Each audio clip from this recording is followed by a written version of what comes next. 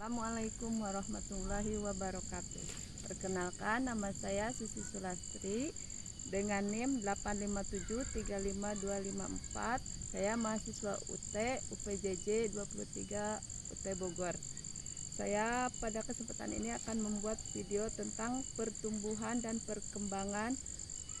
perkembangbiakan makhluk hidup dengan alat dan bahan yaitu alat tulis, tabel pengamatan, dan alam sekitar. Pertumbuhan dan perkembangan hewan keong mas.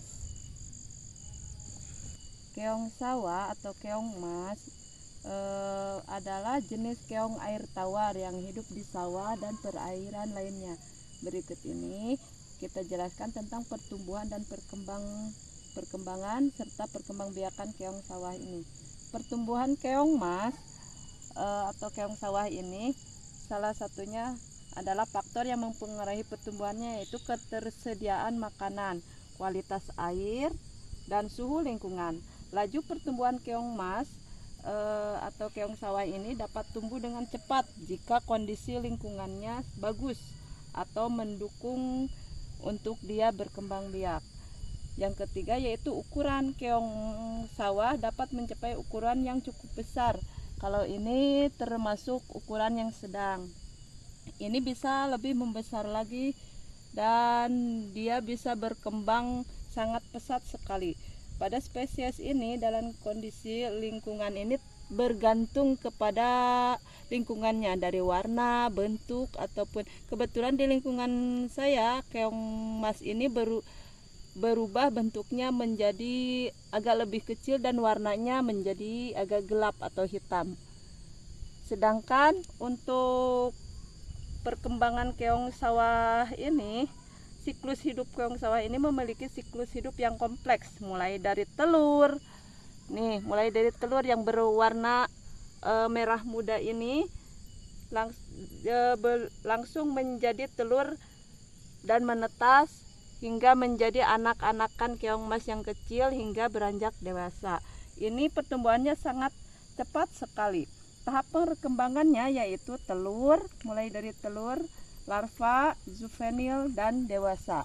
Dimulai tentunya dengan perkawinan antara si betina dan si jantan. Selanjutnya perkembangan keong sawah ini memiliki perkembangbiakan keong sawah ini berkembang biak yaitu dengan cara seksual dengan pejantan dan betina melakukan kopulasi.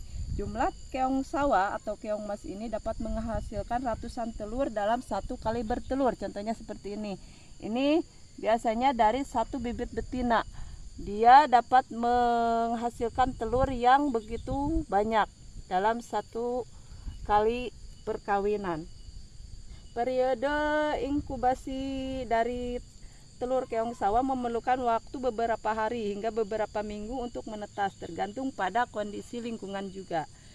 Dalam ekosistem sawah, keong sawah memiliki peran penting sebagai pengurai bahan organik dan sebagai sumber makanan bagi predator lainnya. Namun, keong sawah juga dapat menjadi hama bagi tanaman padi jika populasinya tidak terkendali. Dan ini sekaligus kalau populasinya begitu besar dan tidak terkendali, ini menjadi hama.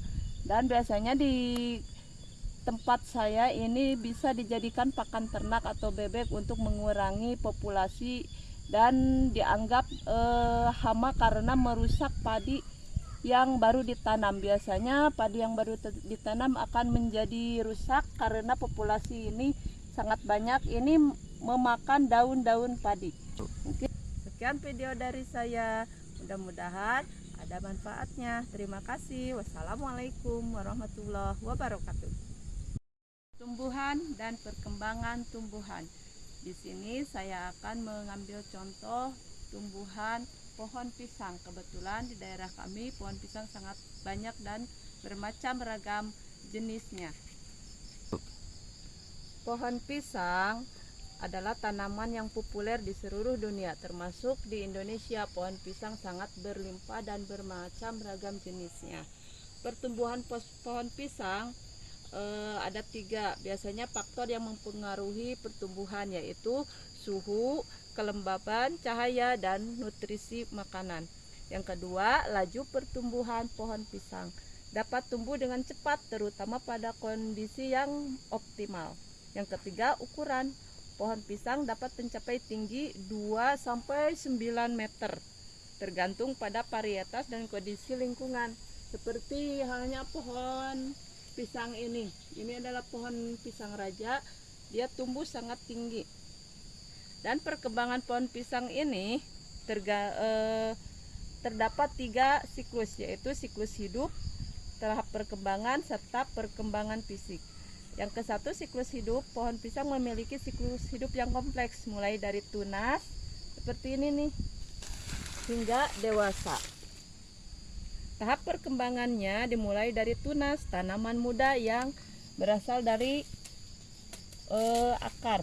Ini dari tunas. Jadi pohon pisang kecil seperti ini mulai dari tunas, terus tanaman muda hingga tanaman dewasa dan tanaman yang dapat menghasilkan buah. Ini mulai bertahap dari kecil, sedang, muda nih. Dan yang terakhir nanti berbuah dan siap panen dewasa. Perkembangan fisik pohon pisang mengalami perubahan fisik yang signifikan selama perkembangan, seperti pembentukan batang, daun, dan juga buah.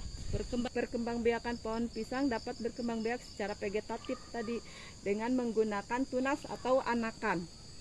Nah, anakan atau tunas ini biasanya sangat melimpah tergantung kepada situasi kondisi alam sekitar.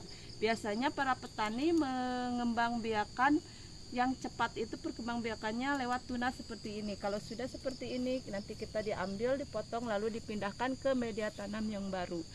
Selanjutnya ada juga yang perkembangannya itu dengan cara generatif dengan menggunakan biji, dan ini sangat jarang sekali digunakan karena memerlukan waktu yang cukup lama.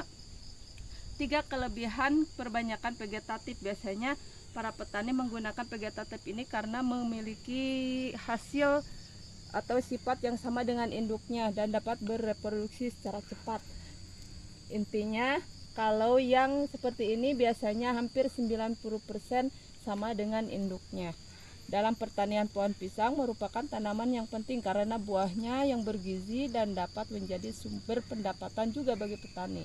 Namun pohon pisang juga rentan terhadap penyakit dan hama, sehingga perlu diperhatikan perawatan yang tepat untuk menjaga kesehatannya, yaitu dengan cara senantiasa dibersihkan dari berbagai gulma seperti ini, dan selalu rajin membersihkan daun-daun yang sudah kering ini dihilangkan.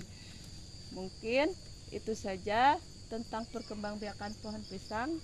Mudah-mudahan video ini menjadi edukasi dan bermanfaat. Terima kasih. Wassalamualaikum warahmatullahi wabarakatuh.